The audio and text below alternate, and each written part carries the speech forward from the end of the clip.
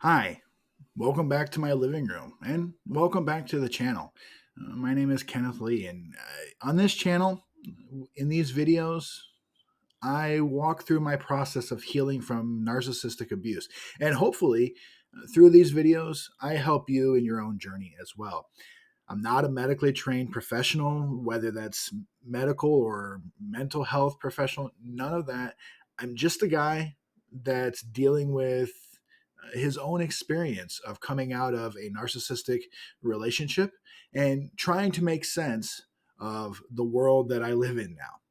And so, if you'd like to follow along on that journey, and if you'd like to find ways that you yourself can cope with your own circumstances, please hit the subscribe button and come back and watch the videos as we work through this together. Today, I want to talk about one of the most damaging things that a narcissist can do, and that's wage a smear campaign. The smear campaign starts long before the discard phase ever begins. Uh, what this does is it allows the narcissist to gather together their flying monkeys, those who will replace the narcissistic supply that they're normally getting from the victim, whom they're getting ready to discard.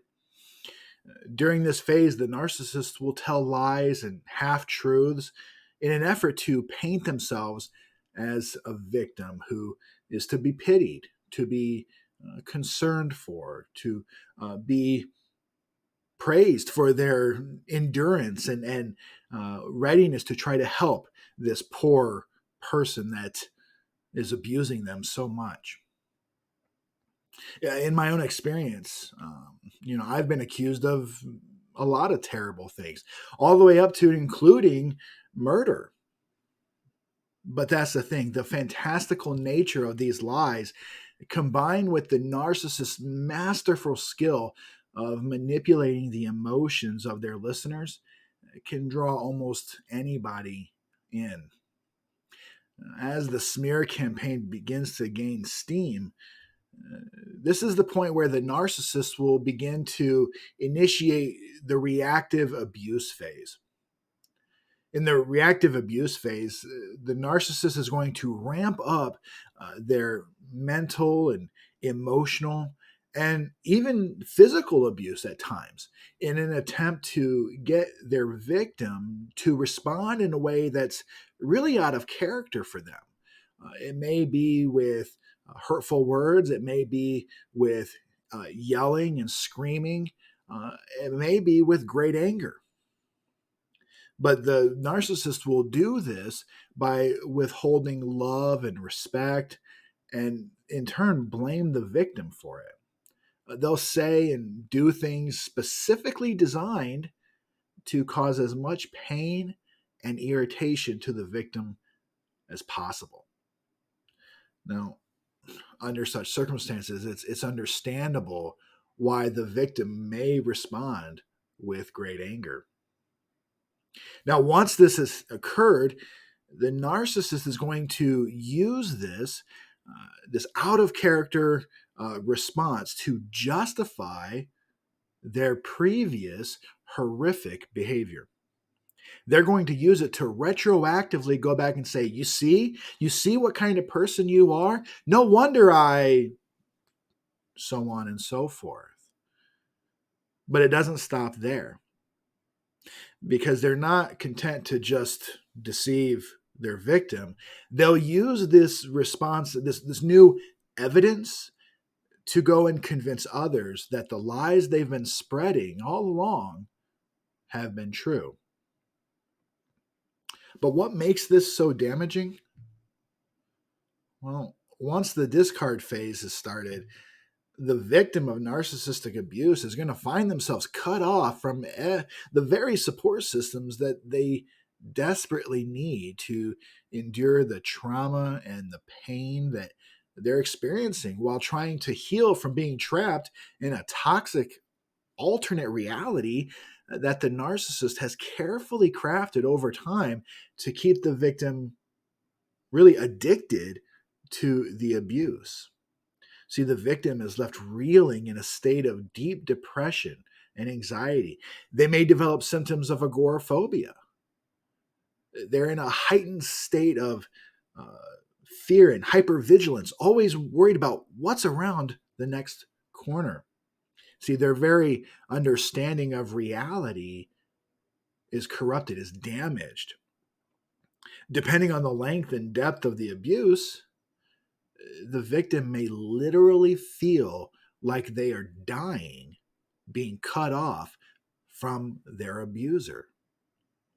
It's not uncommon for the victim to experience thoughts and feelings of self harm or worse. And see, all of this is happening while the ones they would normally turn to for support and understanding and love are now joining the narcissist in treating the victim like they're the monster. You see, the victim may have spent years trying to get to a point where they understand what has been happening to them. Why do they feel sad and anxious and like they're walking on eggshells and depressed all the time? They may have finally come to understand the atrocities that they've endured. And yet, with that understanding, the narcissist continues to maintain that they're the victim. And for others to recite that narrative, it's no wonder that the victim questions everything and lives in a constant state of fear and doubt. You know, one thing that's really surprised me through my experience is the constant second guessing of every decision I make. You know, almost every time I come up to a red light and I stop, let's say I'm in the front of the line. When it turns green, I see it turn green. I know green means go. That's been ingrained in me since what? Since childhood. From the very early years of your life, you learn green means go, red means stop. And I see green, but it takes me far too long to think, what should I do? Do I go? Do I stay? Is it really green? What if I'm just imagining that the light turned green? I don't want to be the first to go because what if I cause an accident? What if I'm the reason that someone gets hurt because I didn't see the green light properly? That's the reality that a lot of victims of narcissistic abuse live in.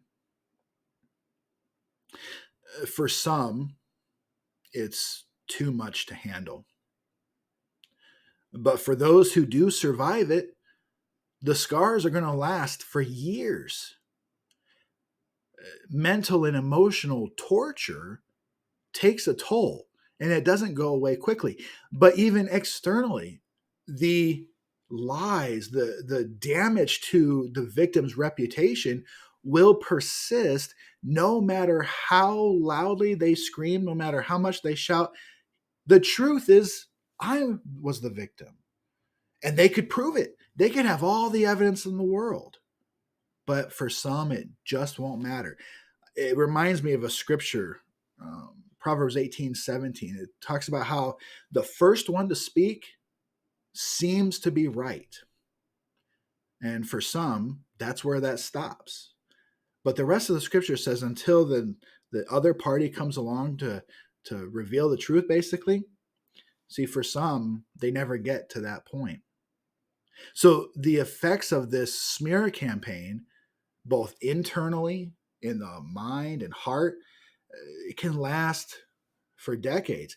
And the damage to their reputation, it can be immeasurable. It's like the old proverb goes, where a man was gossiping about another man in his village. And he felt bad about it. So he goes to his victim and he says, I'm sorry. I said this about you. I know it wasn't true. What can I do to make it up to you? And the man says, take a pillow and cut it open. He's confused, but he does it. And the feathers inside flow to the wind. He says, am I forgiven now? The man says, "No, I want you to go and gather each and every feather." The gospeler says, "That's impossible. They've been blown away by the wind. I could never get them back." And that is the same with our words. The smear campaign, the lies, the half truths, the manipulations are like those feathers blown on the wind. You'll be picking them up for years.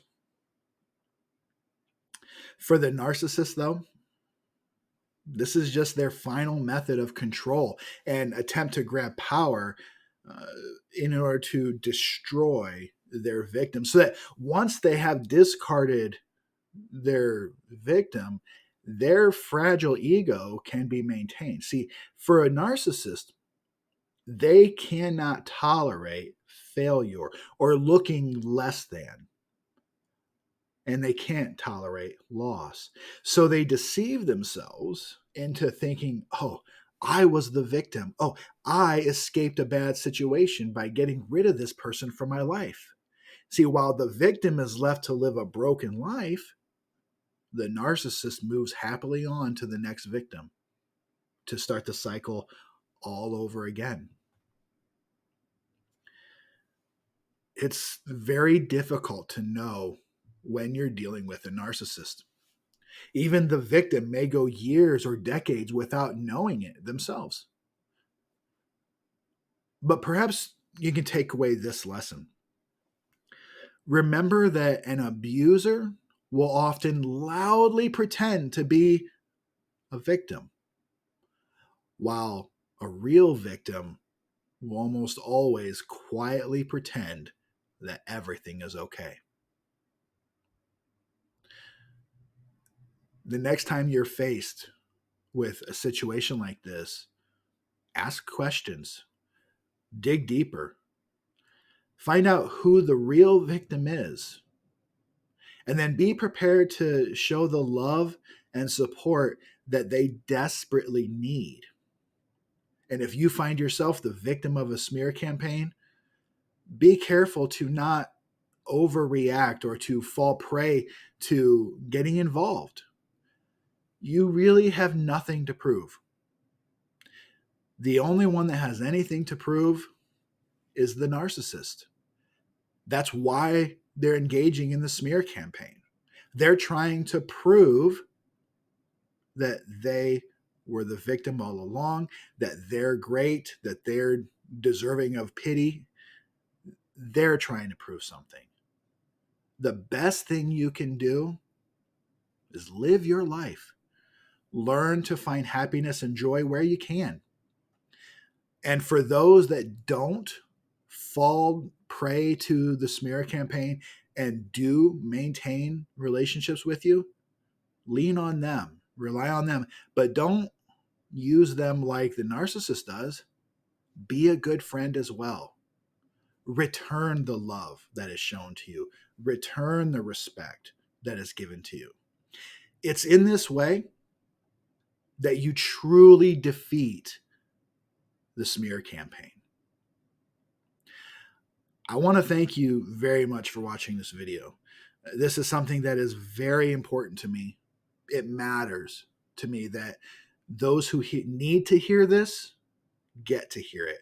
It's something that I needed to hear. It's something that I needed in my life. And so hopefully this meant something to you. I look forward to speaking with you again in our next video. If you haven't done so already, I'll remind you, you can hit the subscribe button and follow along as we go through this journey together. I hope you have a great day. I'm proud of you.